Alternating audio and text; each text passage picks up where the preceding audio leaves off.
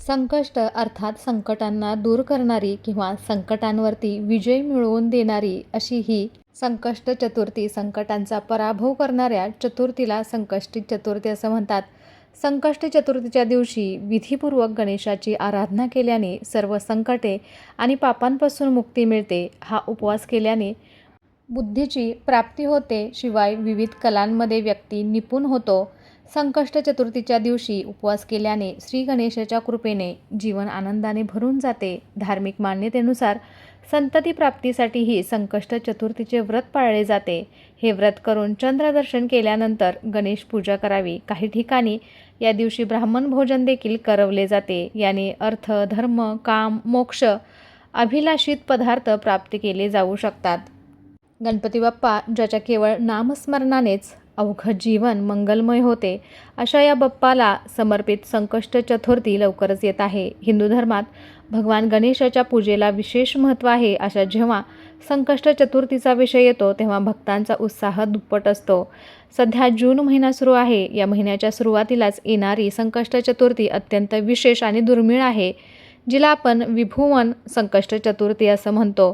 कारण तब्बल 3 वर्षांनी दैवी योगायोग जुळून आलेला आहे. यंदाची ही संकष्ट चतुर्थी 3 किंवा 4 जूनला आहे. त्याचबरोबर या चतुर्थीचं पूजा आपण कशा करणार आहोत, चंद्रोदयाची वेळ काय असणार आहे, या सर्व गोष्टींची माहिती आजच्या व्हिडिओमध्ये आपण जाणून घेणार आहोत. नमस्कार, मी पूजा तुम्हा सर्वांचं स्वागत करत आहे पूजाज कॉर्नरमध्ये. अधिक महिन्याच्या कृष्ण पक्षात येणाऱ्या चतुर्थीला विभुवन संकष्टी चतुर्थी म्हणून ओळखले जाते. अधिक महिना दर 3 वर्षांनी एकदा येतो, त्यामुळे ही संकष्टी चतुर्थीसुद्धा दर 3 वर्षांनी एकदा येते. या दिवशी विधिपूर्वक गणपती बाप्पांची पूजा केली जाते आणि उपवासही केला जातो. असे मानले जाते की हे व्रत केल्याने सर्व अडचणी, संकट दूर होतात आणि जीवनात सुख समृद्धी निर्माण होते. तर यावेळी अधिक महिन्यातील चतुर्थी ही बुधवार 3 जून रोजी रात्री 9:22 सुरू होईल आणि चतुर्थी तिथी दुसऱ्या दिवशी गुरुवार 4 जून रोजी रात्री 11:31 असेल. तर चंद्रोदयाची वेळ 3 तारखेला असल्याने संकष्ट चतुर्थीचा उपवास त्याच दिवशी केला जाईल. या उपवासादरम्यान चंद्राला अर्घ्य अर्पण करण्याला विशेष महत्त्व असते. म्हणूनच चतुर्थी 4 जून रोजी दिवसभर असून ही चतुर्थीचे व्रत हे 3 जून रोजी केले जाणार आहे. तर संकष्ट चतुर्थीच्या दिवशी चंद्रोदय रात्री 10:04 असणार आहे. उपवास करणारे यावेळी चंद्राचे दर्शन घेऊन त्याला दूध व जलाने अर्घ्य देऊ शकतात. चंद्राची पूजा केल्यानंतर गणपती बाप्पांची पूजा व आरती करावी, मग व्रत सोडायचं आहे. संकष्ट चतुर्थीला चंद्रदर्शन महत्त्वाचे मानले जाते. असे केल्याने कुंडलीतील चंद्राची स्थिती मजबूत होते आणि आपल्या जीवनामध्ये सुख आणि शांती निर्माण होते. तर या दिवशी सकाळी लवकर उठून स्नानादी कार्य आपलं आटोपून घ्यायचं आहे. देवघर स्वच्छ करायचं आहे. देवघरातील पूजा आपल्याला आवरून घ्यायची आहे. त्यानंतर अशी आपण वेगळीही पूजा मांडू शकतो किंवा देवघरामध्येच आपल्याला गणपती बाप्पांची पूजा करायची आहे. तर सर्वप्रथम गणपती बाप्पांच्या मूर्तीवरती पाण्याने, त्यानंतर पंचामृताने आपल्याला अभिषेक घालून घ्यायचा आहे. मुखामध्ये ओम गणेशाय नमः, ओम गणेशाय नमः किंवा वक्रतुंड महाकाय सूर्यकोटी समप्रभ निर्विघ्नं कुरु मे देव सर्व कार्येषु कर सर्वदा या मंत्राचा आपल्याला उच्चार करायचा आहे. परत एकदा आपल्याला स्वच्छ पाण्याने गणपती बाप्पांच्या मूर्तीवरती अभिषेक घालून घ्यायचा आहे. फूल मिश्रित, चंदन मिश्रित, हळद मिश्रित पाण्याने सुद्धा आपण इथे गणपती बाप्पांच्या मूर्तीवरती अभिषेक करू शकतो.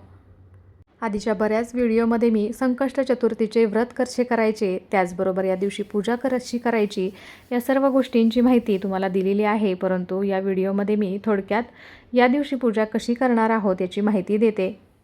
या दिवशी आपण लाल किंवा पिवळ्या रंगाचे वस्त्र परिधान करणे खूप शुभ मानले जाते. गणपतीला जलाभिषेक करायचा आहे. त्यानंतर ही मूर्ती स्वच्छ कोरड्या कपड्याने आपल्याला पुसून घ्यायची आहे. त्यानंतर मूर्तीला अष्टगंध लावायचा आहे. गणपती बाप्पांना दुर्वा आपल्याला अर्पण करायच्या आहेत.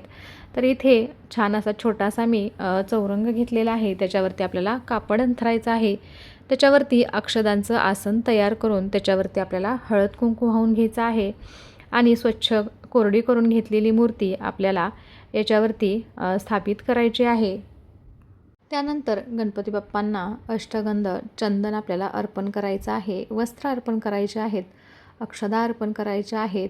फुलं व्हायची आहेत आणि त्यानंतर गणपती बाप्पांना दीप धूप दाखवायचा आहे आणि अशा पद्धतीने आपल्याला गणेशाची पूजा करून घ्यायची आहे. विभुवन संकष्ट चतुर्थी ही एक विशेष संकष्ट चतुर्थी आहे, जी अधिक महिन्यामध्ये म्हणजे पुरुषोत्तम मासामध्ये कृष्ण पक्षातील चतुर्थी तिथीला येते. आपल्या हिंदू पंचांगानुसार हे दर 3 वर्षांनी अंदाजे एकदा येते. विभुवन म्हणजेच वैश्विक विस्तार आणि आध्यात्मिक संरक्षण. संकष्ट चतुर्थीचा उपवास करून गणपती बाप्पांची पूजा केल्याने आपल्या जीवनातील त्रास आणि दुःख दूर होतात. विघ्नहर्ता गणपतीच्या आशीर्वादाने इच्छा पूर्ण होतात.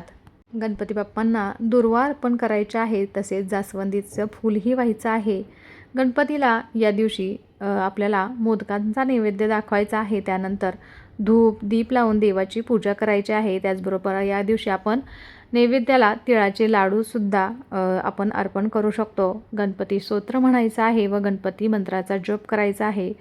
सर्वात शेवटी आरती म्हणायची आहे व देवाला नैवेद्य दाखवून प्रसाद वाटायचा आहे. संध्याकाळी पुन्हा संकष्टी व्रताची कथा वाचून चंद्रोदय झाल्यानंतर आरती करायची आहे आणि उपवास सोडायचा आहे. या व्रतामुळे गणपती बाप्पांची कृपा मिळते आणि जीवनातील आपल्या संकट दूर होतात. गणपतीला गणाधीप म्हणजेच सर्व गणांचा अधिपती मानले जाते. त्यामुळे या दिवशी त्यांची पूजा केल्याने सर्व प्रकारच्या समस्यांवरती मात करता येते.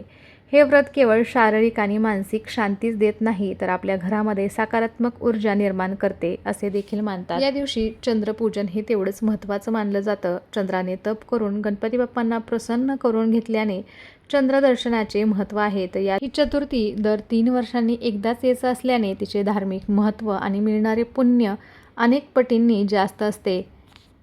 संकष्ट चतुर्थीचा उपवास चंद्रदर्शनानंतरच सोडला जातो. 3 जून रोजी रात्री 10:04 चंद्रोदय होईल. या वेळेनंतर भाविक चंद्राची पूजा करून अर्घ्य देऊ आपला उपवास सोडू शकतात. धार्मिक मान्यतेनुसार विभुवन संकष्टी चतुर्थीचे व्रत केल्याने जीवनातील सर्व प्रकारची संकटे, विघ्न आणि नकारात्मकता दूर होते.